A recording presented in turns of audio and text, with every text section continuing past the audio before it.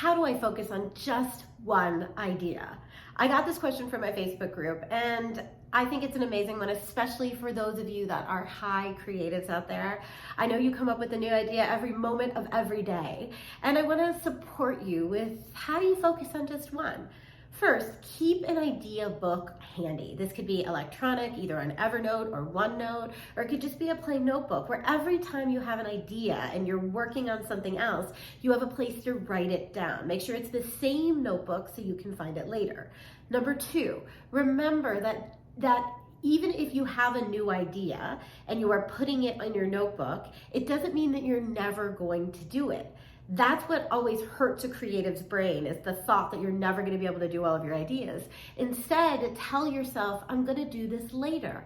Maybe this next quarter, maybe next year, but the idea will have a space and time later.